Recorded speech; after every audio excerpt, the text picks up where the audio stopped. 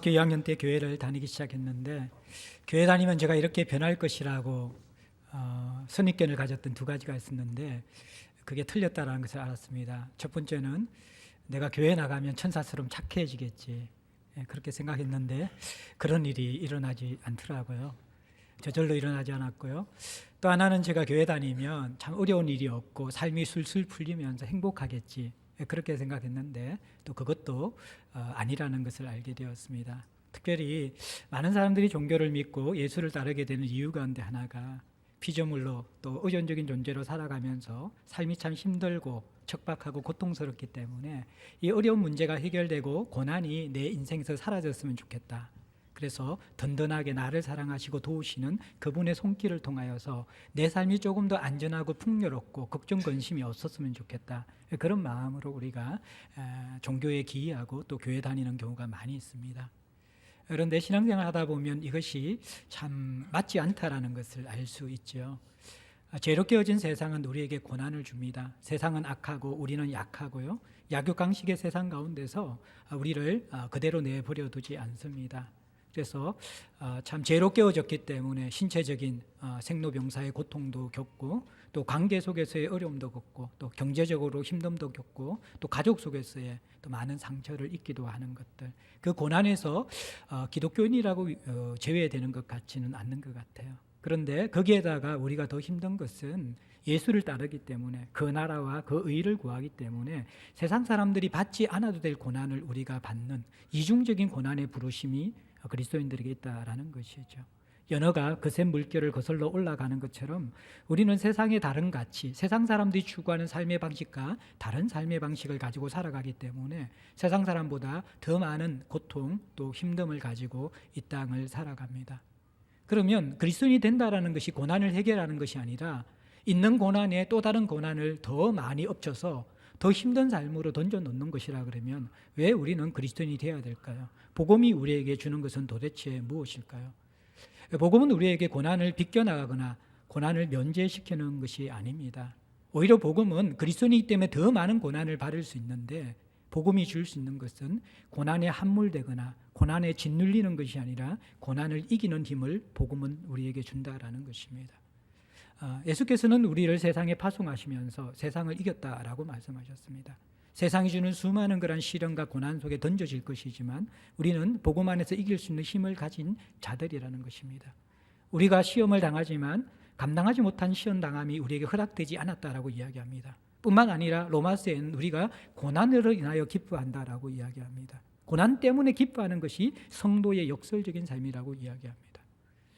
분명히 그리스도인이 된다라는 것은 고난에 면제되는 것은 아니지만 세상 사람들이 가지고 있지 않는 고난의 신비, 고난 속에서 기뻐하며 고난 속에서 승리하는 삶의 부르심이 있습니다. 초대교회 사도들은 바로 이러한 신앙의 진수, 복음을 가졌기 때문에 더 많은 고난 속에 던져지지만 그것을 이기고 승리하는 생명의 삶을 유지하고 또 그것을 분명히 드러내 보여주고 있었습니다. 오늘 이 본문을 통하여서 우리는 크고 작은 고난 속에 우리가 피조물이기 때문에 다 던져지는데 대부분이 고난이 올 때 이미 무력하게 넘어질 준비가 되어져 있고 나는 약하기 때문에 이 고난을 이길 수 없다라는 스스로에 대한 실족과 무너짐들을 가지고 있는 경우가 많이 있는데 그것이 아니라 복음이 우리에게 주신 것이 무엇인가? 복음이 우리를 붙잡게 되어질 때 과연 고난이 오더라도 우리는 어떤 삶을 살 수 있는가? 이 부분을 성경 안에서 다시 바라볼 수 있고 그 삶을 회복할 수 있어야 되는 것이죠.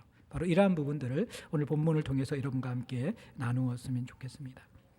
27절의 본문은 그들을 끌어다가 공회 앞에 세우는 장면, 사도들이 공회 앞에 다시 섭니다. 복음을 전하다가 사내린 공회에 붙잡혀서 옥에 갇혀졌는데 주의 사자가 밤에 이들을 풀어주어서 다시 성전에 가서 복음을 외치라 그랬습니다. 성전에서 복음을 전하다가 다시 사도들이 2차로 재수감되어서 지금 잡혀와 끌려와 있습니다. 그리고 정식적인 이제 공회가 열려지면서 대제사장이 이 사도들에게 신문을 시작합니다. 대제사장이 법정에서 사도들을 신문하는 내용이 28절에 두 가지로 나옵니다. 하나는 우리가 이 이름으로 사람을 가르치지 말라고 응금했는데 왜 너희는 이 가르침을 예루살렘에 가득하게 하였느냐. 이것이 첫 번째 질책입니다. 4장에서 부활한 예수 그리스도를 목격한 제자들이 예수 그리스도의 부활을 전하는 것을 보면서 사내린 공회가 이들을 붙잡아 들여서 예수의 이름으로 그 죽으심과 부활을 가르치는 것을 전하는 것을 엄격하게 금지했습니다. 법정의 선언인 것이죠. 사내린 공회는 우리나라 같은 대법원과 같은 법정 최고기관입니다.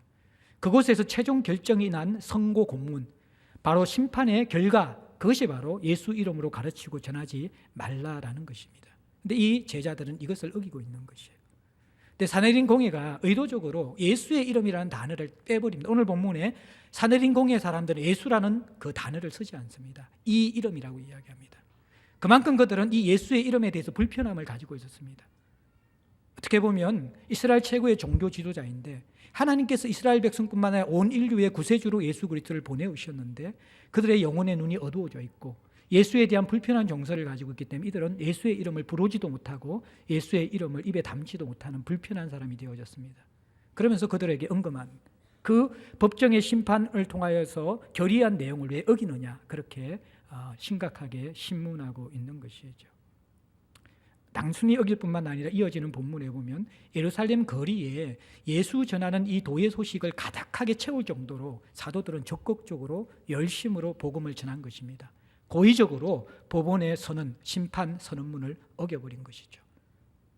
법정을 모욕한 심각한 죄에 해당하는 것입니다. 더 나아가서 한 가지 더 이들이 지적하고 있는 것은 그것뿐만 아니라 예수의 죽음, 이 사람의 죽음을, 이 사람의 피를 우리에게 왜 돌리고자 하느냐.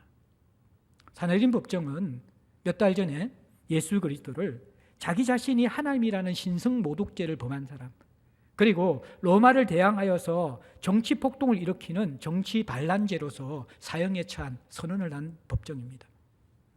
그들은 이 예수를 종교적으로 정치적으로 죽음에 던져져야 마땅한 사람이라고 선언을 했는데, 그런데 오히려 사도들이 지금 이 사내린 법정을 향하여서 제시하는 것은 뭐냐 그러면 무고한 사람을 법정에서 죽였다라는 것입니다. 오히려 이 예수 그리스도는 죄인이 아니라 하나님이 보내신 구원자이신 예수를 죽인 사내린 법정, 당신들이 죄인이며 이 피, 예수의 죽음에 대해서 책임을 져야 되는 그러한 악한 자들이다, 그렇게 쏘아붙이고 있는 것이죠. 어떻게 보면 사도들은 그 당시 최고의 법정을 향해서 엄청난 저항을 할 뿐만 아니라 그 법정의 죄를 지적하면서 대항하고 있는 것을 볼 수 있습니다. 이것을 사내린 공회는 볼 수 없었기 때문에 질책하는 것입니다. 왜 우리의 선언을 어길 뿐만 아니라 그 죄, 그 피해 값을 오히려 이 신성한 법정의 재판관, 그리고 공정하게 재판한 우리들에게 억울하게 돌리려고 하느냐라고 하면서 사도들을 신문하고 있는 것이죠. 자, 이 신문 앞에 사도들은 이제 어떻게 대응합니까?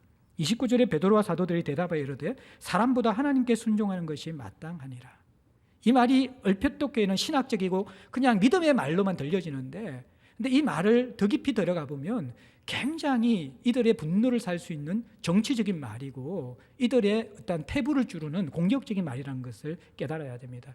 자, 여기에서 사람에게 순종하는 것과 하나님께 순종하는 것을 대조하고 있는 것이죠.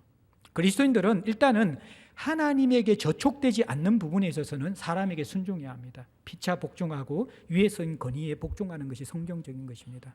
그런데 하나님의 법과 사람의 법에 충돌이 있을 때에는 누구의 법을 우선시해야 합니까? 하나님의 법을 우선시해야 하는 것이죠.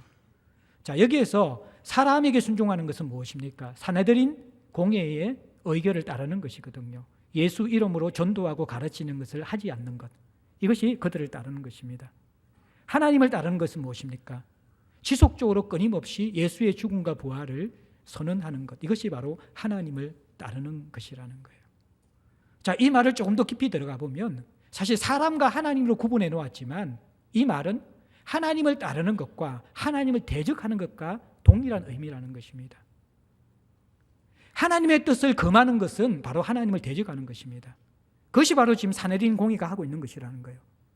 이것을 어떻게 보면 완곡하게 사람을 따르는 것보다 하나님을 따르는 것이 옳다라는 이야기지만 더 깊이 들어가면 너희들의 결정은 사람의 결정일 뿐만 아니라 하나님의 하늘 법정의 결정에 반하는 하나님의 심판, 하나님의 그 심판의 결정을 모독하는 신성 모독죄를 바로 너희들이 짓고 있다는 것입니다. 이것이 지금 여러분들 베드로와 사도들이 사내린 공회에서 던져놓는 그들의 주장이라는 것이죠. 연약했던 사도들이 예수께서 잡혀서 심판받고 죽었던 그 법정이 사내리는 법정 아닙니까? 두려움과 불안에 사로잡혀야 될 사도들이 이렇게 담대하게 변화되어 있습니다.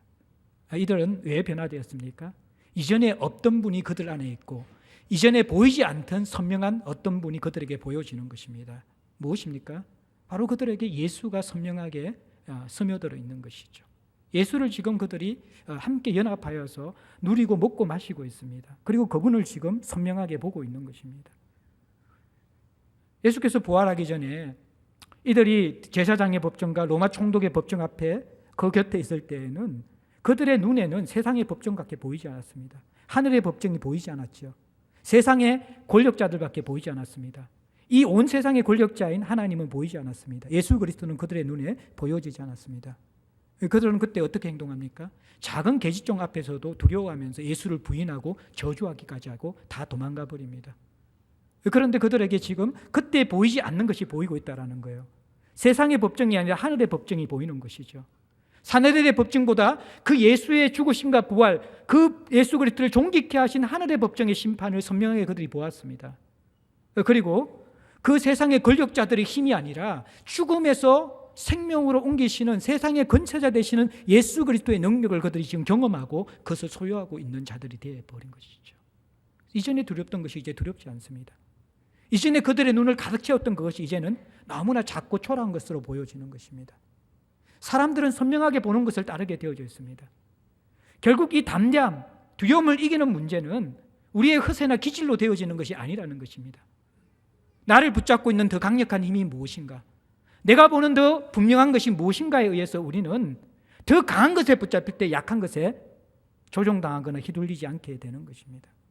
성도들이 세상에 두려워하고 세상의 권세에 눌리는 것은 더 강하고 더 권세자이신 예수 그리스도를 우리가 누리고 있고 보지 못하기 때문에 그렇게 되는 것이죠. 이 제자들은 지금 이 사내리린 법정에서 그들을 죽음으로 던져놓을 수 있는 언도를 하는 그들 앞에서 너희들이 죄인이며 너희들이 하늘의 법정의 심판을 어겼다라고 분명하게 이야기하면서 도전하고 있는 것입니다. 이들은 더 큰 것을 보고 있고 더 큰 것을 붙잡고 있는 사람들로 변화되어져 있습니다. 그러면서 30절부터 32절에 어떻게 보면 지겨울 정도로 사도행전의 사도들의 메시지에서 계속 반복적으로 등장하는 예수 그리스도에 대한 이야기를 이들이 사내리인 법정에서 다시 이들에게 던지고 있습니다. 세 가지죠. 30절에 첫 번째는 너희가 나무에 달아 죽인 예수를 우리 조상의 하나님이 살리셨다라는 것이 첫 번째 메시지입니다. 유대인들은 사람이 나무에 달려서 죽는다라는 의미가 무엇인지 알고 있는 자들입니다. 나무에 달려 죽는 자는 하나님께 저주받은 사람입니다.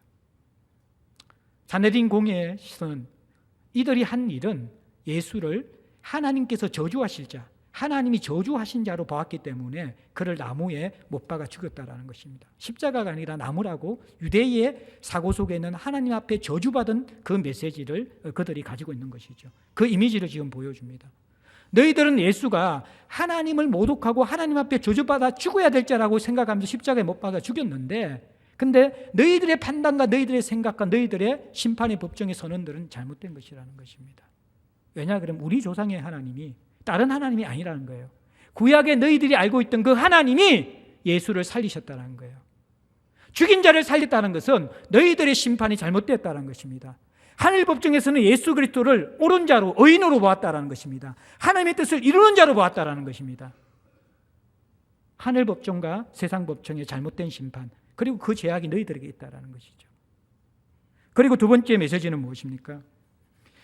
이스라엘에게 회개함과 제사함을 주시려고 그를 오른손으로 높이사 임금과 구주로 삼으셨다는 것입니다. 예수는 하나님께 옳다 여기심을 받을 뿐만 아니라 실제적으로 그분은 하나님이시라는 거예요. 임금과 구주시라는 것이죠. 그분임을 하나님께서 분명히 보여주셨다는 거예요.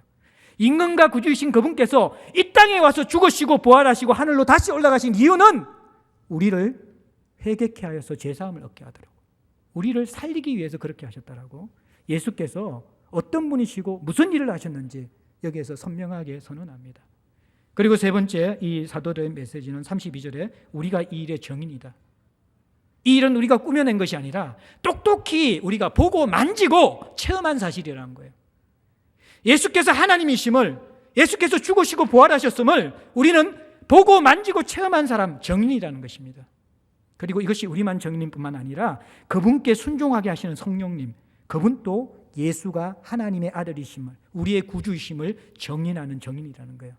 그래서 우리가 보고 들은 예수 그리스도를 정언할 때 하늘의 정인인 성령께서 그 예수가 하나님 아들임을 인쳐주시고 사람을 회개시키고 거듭나게 하시는 정인의 사역들을 하고 계시다는 거예요. 그래서 사도와 성령이 함께 정인이 되어서 지금 이 예루살렘에, 이 초대교회에 수많은 사람들이 예수를 알고 회심하고 죽게 돌아오는 역사가 일어나고 있다는 것들, 이 역사적인 사실을, 하나님께서 이루시고 있는 이 일을 너희들이 똑똑히 보고 있느냐? 예수가 누군지 보고 있느냐? 예수가 어떤 분인지 알고 있느냐? 예수가 하나님께서 보내신 구원자인지 너희들은 이제 정말 인정하고 있느냐? 그렇게 예수의 메시지를 다시 이들에게 선명하게 사도들이 선언하고 있는 것입니다. 사도들은 얼마 전과 너무 달라져 있었죠. 예수를 부끄러워하고 도망갔던 사람들이 이제 담대하게 예수를 외치는 정인의 삶을 살고 있습니다. 왜입니까? 그들은 예수를 만났기 때문입니다. 예수를 보았기 때문입니다. 예수를 만졌기 때문입니다. 예수가 그들 안에 지금 있기 때문입니다. 예수를 알아가고 있고 예수를 닮아가고 있고 예수와 동행하고 있기 때문에 그들은 그 예수의 정인이 될 수 있었던 것이죠. 오늘날 우리들이 잃어버린 가장 가슴 아픈 일은 정인의 삶이라는 것이죠. 근데 우리가 전도하는 삶은 억지로 되는 것이 아니라 본 것이 있어야 되죠. 만진 것이 있어야 되죠. 경험한 것이 있어야 되죠. 역으로 이야기하면 전도하지 않는다는 것은 교회와 성도들이 지금 예수를 만나지 못하고 있다는 것이죠. 예수를 누리지 못한다는 것이죠. 예수를 보지 못하고 예수를 먹고 마시지 못한다는 거예요. 제가 저번에도 이야기한 적이 있지만 이전 제가 대구에서 신앙생활 할 때 교회 자매 후배가 그 이야기를 했어요. 제 같은 대학교의 후배였는데 의류학과 다니면서 세상의 멋을 가장 잘 부리는 자매였습니다. 최고급의 옷을 입고 레스토랑에서 밥을 먹는 그런 자매였어요. 복음에 대해서 별로 관심이 없었어요. 시비 넉넉하고 부유하니까.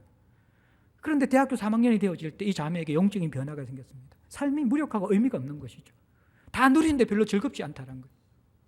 그 다음부터 옷이 초라해지고 수수해지기 시작하고 학교 밥을 먹기 시작하고 주중에 교회에 나오기 시작합니다. 계속해서 기도하고 말씀을 묵상하고 그렇게 하는 거예요. 그러면서 이 자매가 이제 대학 노트에 한 4권 정도 분량의 책을, 그 노트를 저한테 보여주면서 그때가 이런 신앙생활의 변화가 일어난 지 한 3개월 정도 되었을 텐데 매일마다 하나님과 만나면서 느끼는 것을 기록하는 것이 대학 노트 4권이 벌써 된 거예요.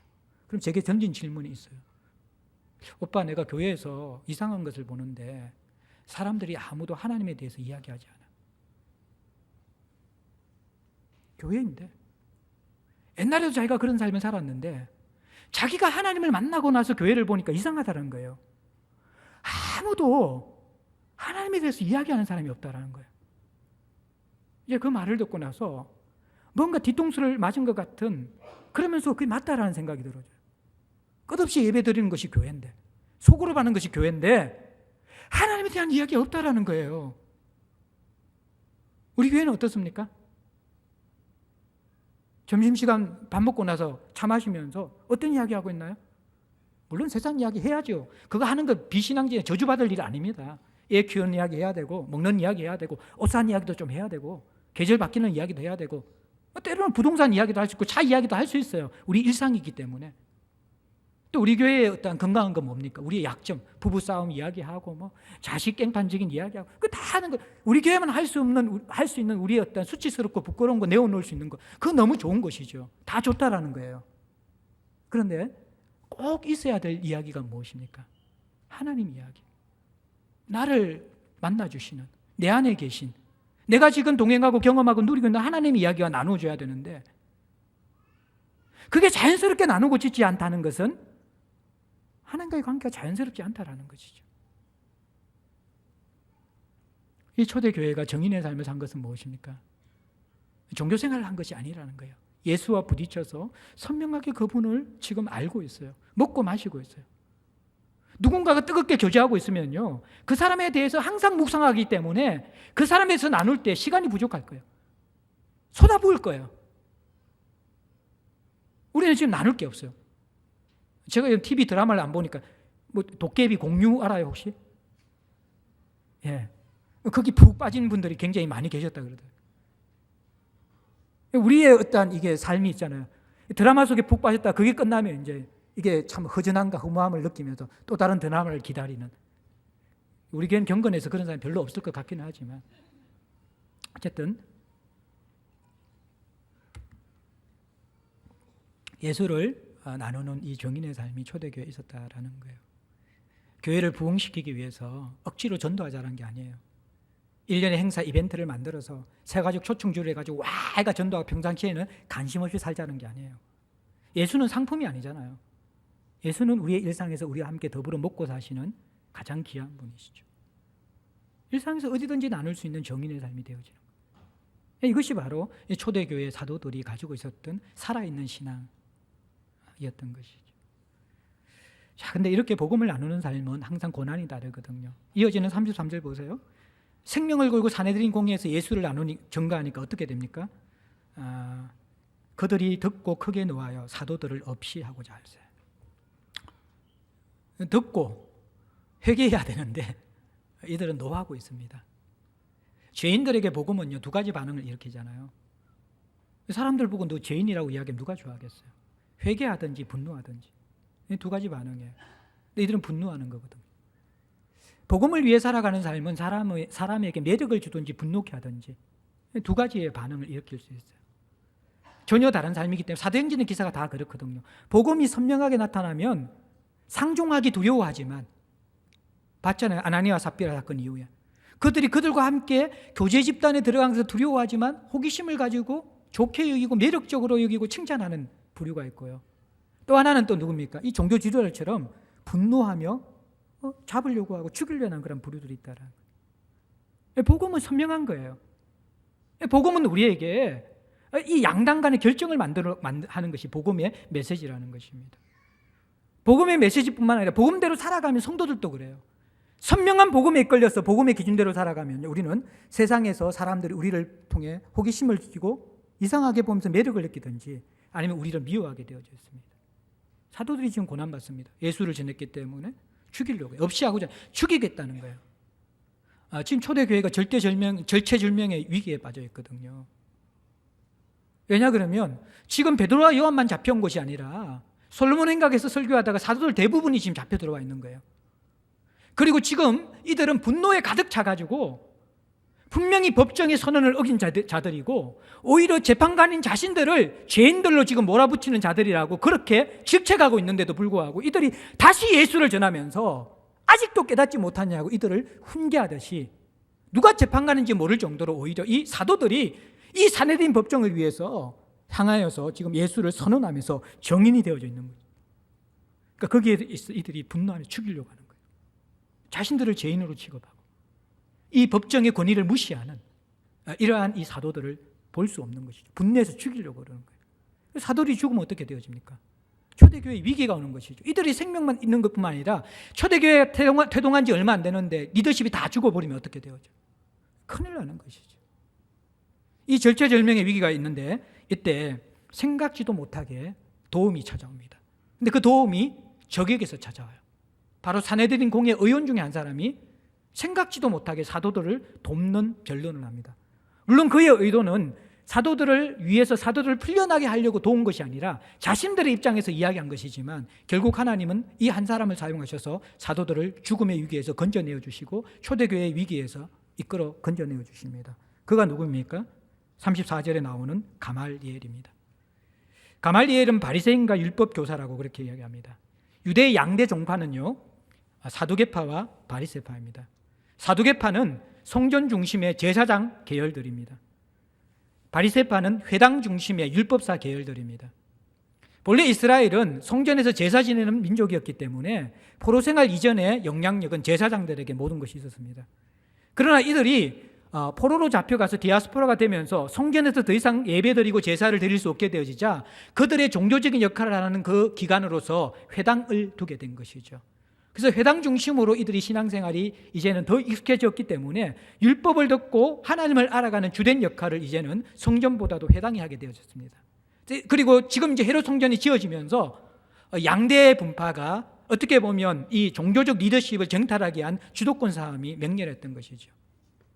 그런데 사두개파는 헬라 영향을 많이 받았고 부활을 믿지 않았던 사람들입니다. 신학적으로 굉장히 자유로운 사람들입니다. 바리새파는 신학적으로 굉장히 보수적이며 부활을 믿었던 사람입니다. 그래서 상대적으로 바리새파에 속해 있던 가말리엘은 부활의 메시지를 전하는 이 사도들에게 사두개파보다는 신학적으로 이질감이 없었던 것이죠. 그게 하나의 조금 더 사도들의 입장을 이해할 수 있는 그러한 변수가 되었고요.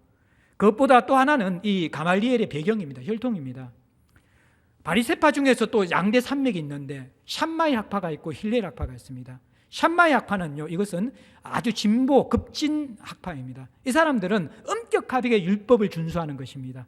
그래서 율법을 어기거나 율법대로 살지 않으면 폭력이나 또 사람을 죽여서라도 율법을 지키도록 하는 그러한 급진적인 강경파가 바로 샴마이 학파였습니다. 샴마이 학파의 롤모델은 누구냐 그러면 민수기 25장에 나오는 비나스입니다. 이때 이스라엘 백성에게 연병이 막 가득 퍼져 있었는데 그 문제가 이방인 모함 여인과의 이 음행 때문에 이러한 이스라엘 전체가 병들어가고 있습니다.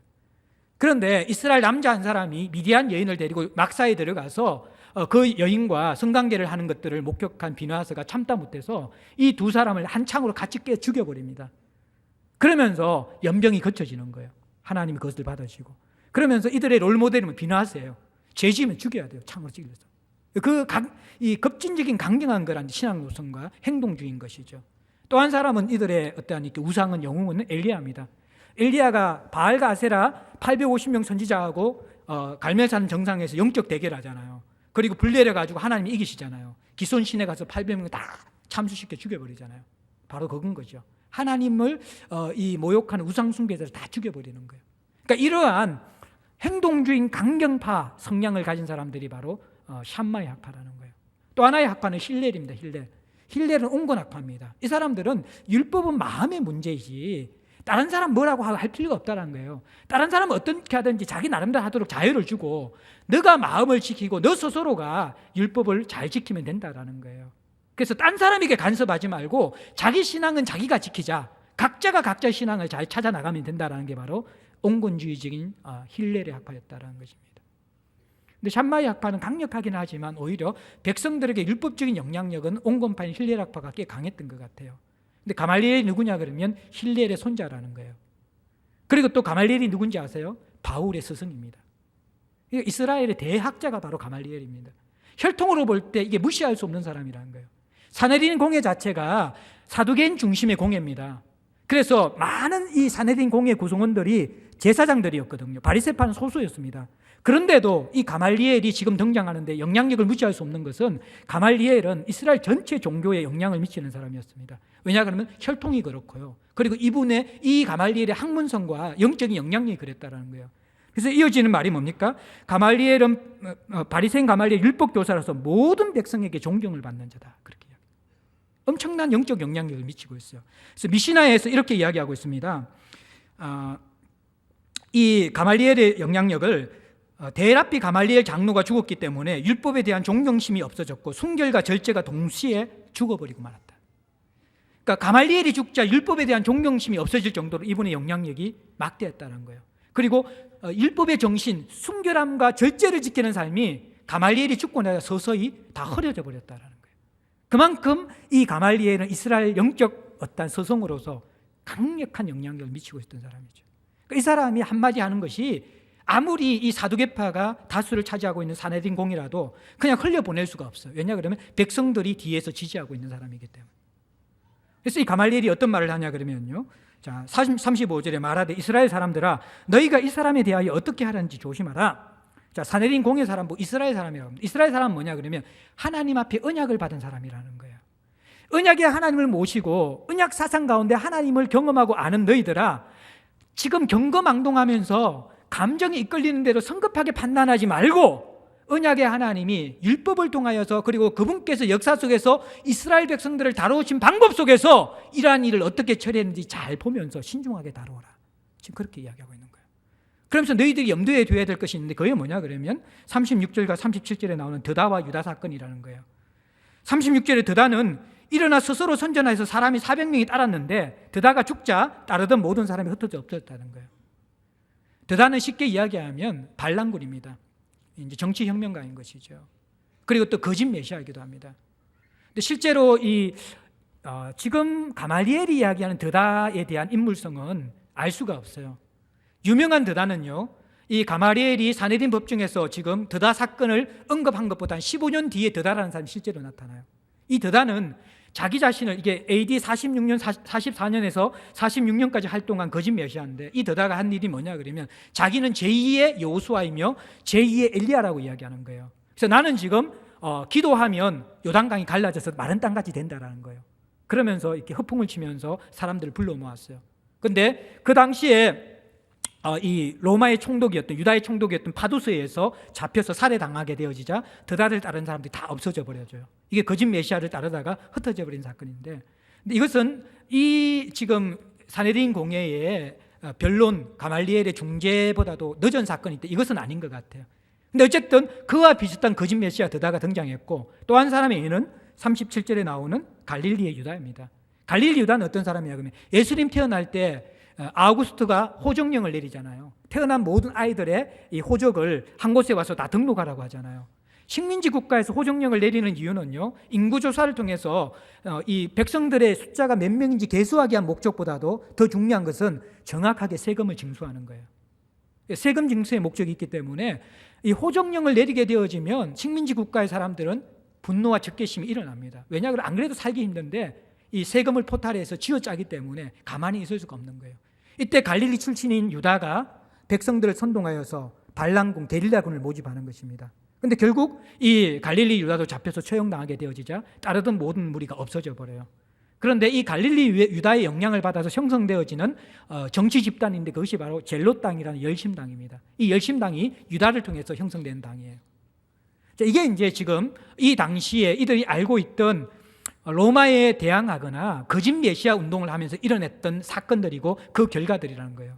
예수 사건도 똑같은 거예요. 예수도 종교적으로는 거짓 메시아, 그리고 정치적으로는 로마에 대해서 반란을 일으킨 사건이기 때문에 드다와 유다와 사건과 똑같고, 또 하나 지금 똑같은 건 뭐냐 그러면 드다와 유다가 로마 정부에서 잡혀서 처형당했다는 거예요. 이것까지 똑같아요. 그러면 조금 있으니까 어떻게 됐어요? 드다와 유다를 따르는 모든 사람들 흩어져 버린 거예요. 자, 그러니까 드다와 유다 사건은 지금 예수 사건과 너무 흡사하다는 거예요. 이해되시죠? 그리고 그 주동자인 예수는 지금 잡혀서 죽었다라는 거예요. 자, 그러면 어떻게 해야 되냐 그러면 38절에 보세요. 이제 내가 너희에게 말하노니 이 사람들을 상관하지 말고 버려두라. 이 사상과 소행이 사람으로부터 났으면 무너질 것이고, 만일 하나님께로부터 났으면 너희가 그들을 무너뜨리려도 해도 무너뜨릴 수 없고 도리어 하나님을 대적하는 자가 될까노라. 지금 이 가말리엘이 드다와 유다 사건을 들면서 이것을 정치적으로 그리고 신학적으로 해석해내고 있습니다. 먼저 정치적으로는 뭐냐 그러면, 또 역사적으로 정치적으로는 드다 유다 사건이 그냥 주동자가 죽고 나니까 질이 멸렬되었잖아. 만약 이 예수를 따르는 이 제자들이 점점 이 운동을 일으켜서 폭동을 일으킬 것 같으면 똑같이 로마 정부가 진압해 줄 거라는 거예요. 우리가 나설 일이 아니라는 거예요. 또 하나 이것이 신학적으로 하나님께서 난 일이 아닌 유다와 드다 사건을 볼 때 시간만 지나면 다 질이 멸렬해지지 않았느냐. 근데 만약 이것이 하나님께로 난 정말 하나님 보내신 메시아라 그러면 이것은 우리가 하나님을 대적하는 큰 범죄를 저지른 것이다. 그러면서 사람이 시작했으면 아무리 열심히 해도 망하는 것이 하나님의 섭리이고, 하나님이 시작했으면 사람들이 아무리 막아도 이루어질 수밖에 없는 것이 하나님의 섭리다. 그러니까 정치적으로나 신학적으로나 건드릴 필요가 없다라는 것입니다. 정치적인 문제는 로마 정부가 해결하고 신학적인 문제는 하나님이 해결할 문제인데, 지금 민심이 다 지금 이 사도들에게 있고, 성전 수비대를 통해서 사도들을 붙잡으려고 할 때 사람들이 그들을 돌로 치려고 할 정도로 민심들이 지금 누구에게 쏠려 있어요? 사도들에게 쏠려 있잖아요. 그런데 이 상황에서 괜히 사도들 죽여가지고 민심도 잃고 우리가 후폭풍, 역풍을 당해가지고 우리에게 이런 것이 뭐가 있느냐. 가만히 있으면 정치적으로 로마 정부가 해결해주고, 신학적으로는 하나님께서 하나님 주권을 가지고 하나님께로서 난 것이 아니면 다 없애줄 줄 것이고, 만약에 혹시나 이들이 정말 하나님께서 보내신 거나 그러면 그거는 우리가 하나님 앞에 큰 범죄를 저지른 것이기 때문에 우리한테 지금 이 사도들을 죽이는 것이 이로운 것이 하나도 없다라는 것입니다. 아주 논리적인 정치적인 신학적인 합당한 설명을 하는 거예요. 자, 그렇게 되어지니까 40절에 어떻게 됩니까? 그들이 옳게 여겨 사도들을 불려서 놓아줍니다. 참 다양한 사실이죠. 이 가말리엘의 중재를 받아들였습니다. 그들이 이 정서적으로 분노하면서 흥분해서 당장이라도 사도를 죽일 기세로 달려들었는데 차분하게 그 당시의 역사들과 또 정치적인 상황들과 그리고 민중들의 민심들과 그리고 또 하나님의 주권 사역에 대한 신학적인 메시지들을 딱 점거해 주면서 이 사건을 정리해 주니까요. 대학자 가말리엘의 이야기를 들은 사내린 공의가 잠잠해지는 거예요. 놀라운 일이 일어난 것이죠. 여기에서 우리가 가말리엘의 인품과 가말리엘의 신학이나 이런 걸 본받자고 이게 성경의 메시지는 아니에요. 가말리엘이 사도들을 놓아주려고 한 것이 아니라 그냥 자기가 가진 신학으로 그렇게 살았는데 하나님이 가말리엘을 사용하신 것이죠. 근데 이 섭리 사상도 어떤 의미에서는 위험성이 있는 사상이에요. 왜냐 그러면 결과를 보면 하나님의 뜻인지 사람의 뜻인지 안다라는 거잖아요. 근데 성경은 그렇지 않거든요. 하나님의 뜻인데 우리가 순교당할 수 있어요. 사람의 뜻인데 잘 될 수가 있어요. 성경은 결과가 하나님의 섭리가 아니라 하나님의 섭리 가운데 있을 때 망할 수 있는 것이 하나님의 결과예요. 이 부분을 사실은 다루지 않기 때문에 이 대랍비였던 라반이었던 가말리엘의 이 신학이 반은 맞고 반은 틀린 거예요, 사실은. 우리 이런 걸 주장할 필요 없어요. 교회도 뭘 할 때 하나님의 뜻이면 되겠지. 하나님 뜻이라도 안 될 수 있어요. 피 흘리기까지 싸워야 되는 경우가 있어요. 사람의 뜻이면 망하겠지. 잘 되는 경우가 있어요, 세상에서는. 그 결과론적으로 이것을 하나님 뜻인가 아닌가 하는 것, 그 섭리와 그 주권 사상이 아니라는 거예요, 성경은. 그것과는 조금 달라요, 이 사람이. 다만 여기서 우리가 봐야 될 건 뭐냐 그러면 하나님은 복음을 위한 당신의 자녀들을 위해서 누구든지 사용해서 도울 수 있다는 거죠. 주의 천사를 통해서 5장 전반절에 도왔잖아요. 지금은 적편에 있는 사내린 공의 의원 가말리엘을 통해서 사도들을 돕는 것이죠. 하나님은 크신 분이에요. 하나님은 이방인들을 통해서 우리를 도우십니다. 그러면서 이게 이중적인 메시지를 주시거든요. 얼마나 우리가 준비되지 않았으면 이방인을 동원해서 이렇게 하실까? 그런 메시지를 주시고 또 하나님이 얼마나 우리를 사랑하시는가 동시에 메시지를 주세요. 예전에 저희 교회 사경에 오셨던 이제 김병렬 목사님, 그분이 이제 그 식물 아이를 낳다가 온몸이 지금 움직이지 못하는 거의 이제 무의식 상태에 계신 그 사모님을 16년 가까이 지금 모시고 있잖아요. 근데 뭐 성도들이 지금 2, 3명밖에 안 되는 교회에서 사모님 그 병 간호하고 또 이 간병인 드리고 새 아이와 함께 살려면 생활비가 만만치 않아요. 제가 저번에 이제 재작년 여름쯤인가 그 교회 이제 그 메시지 전화로 가가지고 밤새도록 같이 교제하면서 참 마음이 너무 힘들었어요. 그러니까 성도들은 그 상황을 잘 모르고 그래가지고 이제 이게 한 달에 최소 500 이상 들어가는 거예요. 근데 뭐 도저히 교회 이 사례비를 가지고 이게 살아갈 수가 없는 거예요. 그 집회도 다니시고 이렇게 하는데 또 그렇게 하니까 또 뭐 목사님이 이제는 뭐 이렇게 유명해지고 그러니까 교회도 안 돌보고 이렇게 바깥에 가면 사례비 많이 주니까 그것만 돌아다니는데 그런 오해도 받으시면서 너무 고통스러워하시더라고요. 그런데 참 이제 이분에게 천사를 보내주셨는데 누구냐 그러면 세대로 전세로 살고 있는 아파트 주인이 공동동 쪽에 32평 아파트에 살고 계시거든요. 그런데 그 아파트 시세에 말도 안 되는 가격에 지금 10몇 년을 살고 계시는 거예요. 근데 그 주인이 안 올리는 거예요. 이 목사님 형편을 알고 안 올리는 거예요. 근데 그분이 누구냐 그러면요, 독실한 불교 신자인 거예요. 강남의 아파트 전세값 올리는 것이 대형교회 제가 이렇게 성도들이라는 것을 많이 들었어요. 대부분 그게 아파트 가지는 대형교회 성도들이거든요. 서로 담합해서 계속 아파트 올리면서 전세자들, 세입자들 되게 힘들게 하거든요. 근데 불교 신자도 있잖아요. 목사님이 해가지고 아파트 전세값을 안 올리는 거예요.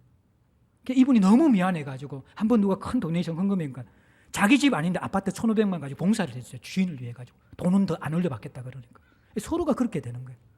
참 우리 믿는 자들이 부끄러워지는 거라. 또 하나님께서 하나님 위해서 살아가는 사람들을 이렇게 돕는 거잖아요. 위로해 주시는 것이고.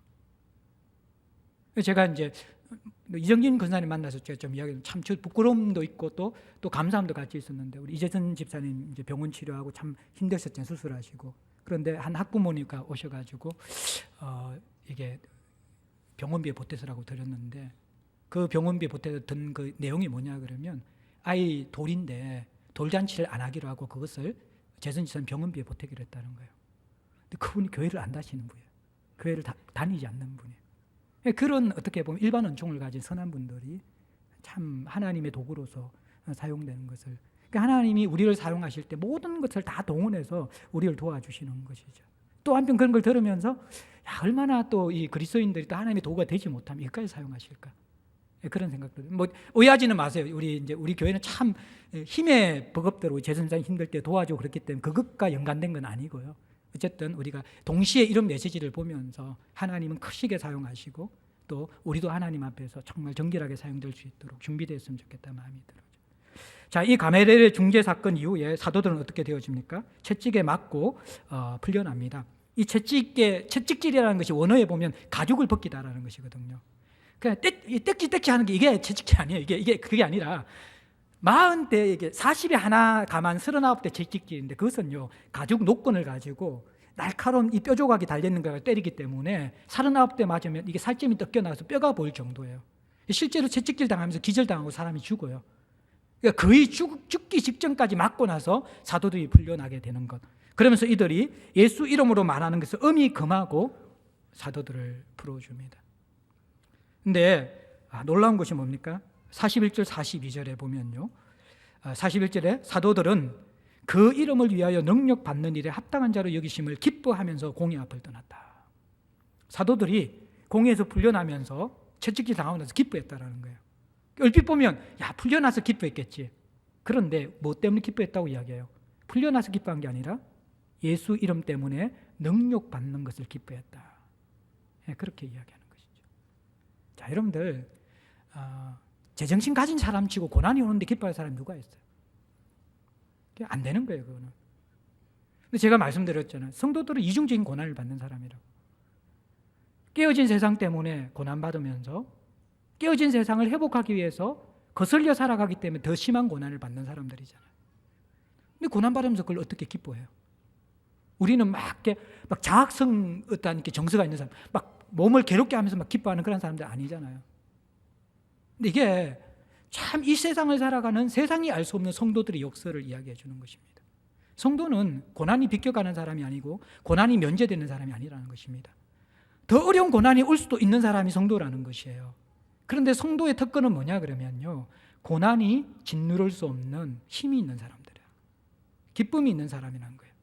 그것을 뚫어내는 생명이 있는 사람이라는 거예요.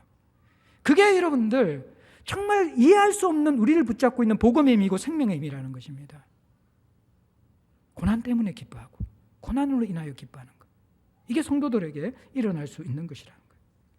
그러면서 42절에 날마다 성전에 있든지 집에 있든지 예수는 그리스도라고 가르치기와 전도하기를 그치지 아니했다는 거예요. 이것 때문에 지금 매질당하고 이것 때문에 죽을 뻔했는데 풀려나자마자 또 어떻게 하는 거예요? 집에서나 성전에서나 언제 어디서나 예수 전하는 것, 예수가 구주이심을, 예수가 그리스도이심을, 메시아이심을 전하는 걸 그치지 않았다고 이야기합니다. 죽기로 작정한 것이죠. 이 말은 뭐냐 그러면 나는 내 생명을 던질 것을 찾았다는 거예요. 사도들은 내 삶을 던질 수 있는 삶의 의미와 살아갈 모습을 찾았다는 것입니다. 이렇게 살다가 이대로 죽어도 좋다라는 거예요. 사도들은 다 이뤘다는 것입니다. 다 얻었다는 것입니다. 나는 삶의 비밀과 살아갈 이유와 살아가는 목적과 사는 것 같은 삶을 지금 나는 살고 있다는 것입니다. 이게 여러분들 예수 만난 고난을 이기고 복음을 이기는 성도들의 모습이라는 거예요. 페북에 우리 이충일 전사님이 청소년들이 태국 단기 선교 다녀온 것들 글을 올렸는데 거기 보니까 마지막 날 이제 짧게 제가 인상 깊게 읽었는데 오전에는 대만 아이들이 다니는 국제학교 가서 같이 교제했는데 마음이 아팠대. 왜냐 그러면 너무 풍요로운 가운데 국제학교 다니는 그들을 보면서 어떻게 이 땅에서 풍요로움을 누리지만 복음을 모르고 예수를 모르는 핍절한 우리들, 결핍한 우리들 보면서 마음이 아팠다. 오후에 파키스탄 난민들과 함께 교제했는데 이 파키스탄에서 복음 때문에 집이 불타고 매맞아 죽고 사형당하는 그 핍박을 피하여서 지금 이 태국에 와 있는 그 피난민들이 모여 있는 곳, 그곳에서 이제 예배를 같이 드리는데 우리 성례본당의 새벽 이슬방 빡빡하게 앉아 20명 앉을 수 있는 그 방에 50명이 모여서 예배를 드렸다는 거예요. 우리 아이들이 준비한 연극이나 프로그램들 할 공간이 없는데 그거 보고 싶다고 해서 그 안에서 이렇게 땀 뻘뻘 흘리고 그 더운 날씨에서 이렇게 하고 있잖아요. 애들까지 교제하고 그렇게 했는데 그걸 보면서 우리 아이들이 너무 도전을 받았다는 거예요. 왜냐 그러면 저렇게 힘들고 저렇게 핍박받아 쫓겨났으면 하나님을 원망할 수도 있고 참말 이렇게 억울할 수도 있는데 근데 그들이 너무 믿음 안에서 잘 이렇게 하고 있고 그 선생님이 그 아이들을 위해서 예수님께서 당신과 우리들을 사랑하고 있는 것을 여러분들 다 알고 계십니까? 이렇게 질문하니까 그 아이들이 환하게 예 우리는 알고 있습니다 그러면서 이야기하는 거예요. 물론 영어로 적어놨어요. 한글로 번역해 둔 건데 그 천사의 모습인 거예요. 그 대만의 기독교 국제학교 다니는 아이들에게 볼 수 없는 그 얼굴의 기쁨과 마음의 평강이 죽음 가운데서 쫓겨나서 난민의 생활을 하고 있는 고난받는 그들에게는 있다라는 거예요. 뭐예요? 바로 예수가 있으면요, 환경이 주지 못하는, 고난이 있음에도 우겨사지 못하는 평강과 기쁨이 있다는 거예요. 그 우리 아이들이 도전받아가지고 있는 거 없는 거 다 털어가 헌금하고 오고, 그 전날 마트 가가지고 뭐 선물하고 물건 산다고 돈 다 쓰고 헌금할 게 없어 울었대요. 우리 애들이 너무 걔들 돕고 싶어가지고. 이것이 복음 아닙니까, 여러분들? 오늘 한국 사회가 왜 우리가 복음을 못 누립니까? 정말 고난이 많아서 복음을 못 누립니까? 물론 상대적인 고난은 많지요. 그러나 절대적으로 우리가 얼마나 풍요한 삶을 살아가고 있습니까? 그런데 우리는 여전히 우리 삶 가운데 여러 가지가 부족한 것처럼 느껴지고, 크고 작은 고난이 오면 이미 그것은 우리가 이기지 못하는 것으로 단정 지으면서 크게 흘러내려가는 것이 우리의 모습인 것이죠. 그런데 이 초대교회 성도들, 파키스탄의 그 아이들은 우리보다 적은 고난을 살아가는 사람들입니까? 아니죠. 그런데 그들은 그 속에서 기쁨을 가지고 있습니다. 생명으로 그것을 이겨내고 있습니다. 이 삶이 알면 다른 삶이 없기 때문에 그 그리스도와 동행하는 삶 가운데서 생명을 건 삶을 그들은 붙잡고 있는 것을 볼 수가 있는 것이죠. 사랑하는 성도 여러분들, 우리는 이 험한 세상을 살아가면서 어쩌면 비교하면 비교할수록 점점 어렵고 고통스럽다라는 느낌밖에 들지 않는 세상일 것입니다. 그 속에서 우리가 행복해질 수 있는 비결이 무엇입니까? 고난이 비껴가는 것입니까? 고난이 면제되는 것입니까? 그것이 다 거두어지고 우리에게 축복만 주어지는 것입니까? 부유해지는 것입니까? 문제가 없어지는 것입니까? 그 삶이 정말 행복하다고 생각하십니까? 그리스도인들은 결코 그렇게 행복해질 수가 없는 사람들입니다. 우리들 봐요. 얼마나 우리가 간사한지. 취업하지 못할 때는요, 취업만 되면 인생이 행복같이 느껴져요. 취업하고 나면요, 그 취업 가운데 상사들과 직장 일의 그 스트레스 때문에 아이고 쉬고 싶다 그러면서 또 사람이 이렇게 아주 너무너무 교활하게 바뀌는 것이 우리의 인생이에요. 좋은 아파트 들어가면 행복할 것 같습니까? 조금 더 넓은 차, 이게 튼튼한 차 사면 행복할 것 같습니까? 잠시예요. 결코 그것으로 이 척박한 세상 가운데 기쁨과 행복을 우리는 누릴 수 없다라는 거예요.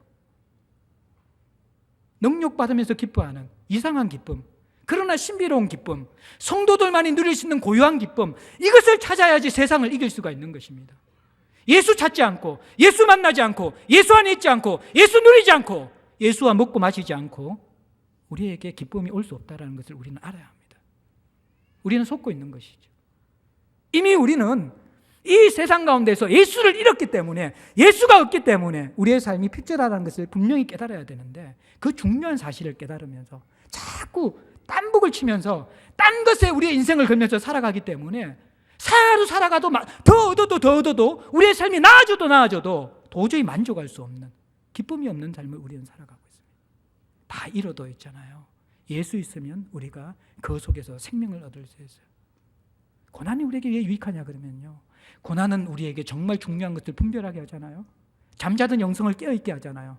내가 무엇으로 살아야 되는지 그것을 깨닫게 하잖아요. 그러면서 예수를 만나게 되어질 때 우리는 이 초대교회가 가졌던 영성을 회복할 수 있는 것입니다.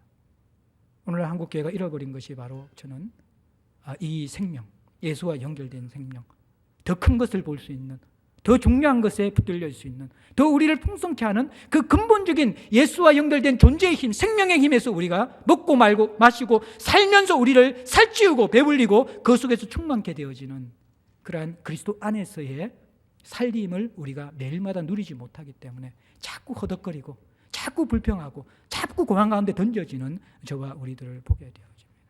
하나님이 우리를 좀 일깨워 주시기를 원합니다. 그래서 정말 성도들만이 누리는 고유하고 신비로운 기쁨이 무엇인지 여러분들 좀 그것들을 우리가 간직해야 돼요. 옛날에 굉장히 죄송합니다. 작곡가, 작사가 생각하면 제가 가사는 너무 너는 왜 항상 웃니 슬퍼도 눈물 나도 그런 찬양, 그 CCM 알아요? 옛날 거. 남들은 모를 거야 왠지 좋아 항상 좋아 무엇이 그리 좋으니 나도 알게 하다 너와 나 만나려고 주 예수님 오셨단다 그런 찬양 알아요? 참 기뻐 정말 기뻐 항상 좋아 왠지 좋아 그런 게 가사가 굉장히 아주 유치원스럽잖아요, 그죠? 그런데 이 속에 있잖아요, 예수 만난 기쁨. 너는 왜 항상 웃니? 슬퍼도 눈물 나도. 남들은 모를 거야. 왠지 좋아, 항상 좋아. 무엇이 그리 좋으니 나도 알게 해다오. 너와 나 만나라고 주 예수님 오셨단다. 참 기뻐, 항상 기뻐. 이게 정말 예수 만난 사람이 우리가 고백할 수 있는 찬양인 것이죠. 교회가 회복해야 될 게 기쁨이에요. 세상 것 누리면서 기뻐하는 것 아니라, 기도 응답 받아가지고 뭔가 우리 인생이 높아져서 기뻐하는 것이 아니라 예수 때문에 기뻐하는 삶, 예수 때문에 고난받아서 기뻐하는 삶, 그 때문에 채워지면서 터져나오는 감사와 행복과 즐거움, 사는 것 같은 삶, 다시 던져져도 이 삶을 살겠다라는 그러한 바꿀 수 없는 보화를 발견한 삶, 이것이 성도의 본래의 삶이고 우리가 회복해야 될 삶입니다. 바로 저와 여러분들 이 삶을 회복하여서 세상이 줄 수 없는 보화가 주는 신비롭고 고유한 기쁨, 그 선물을 누릴 수 있는 그러한 축복이 임하기를 주의 이름으로 간절히 소망합니다. 찬송 드리겠습니다. 597장 찬양 드리겠습니다.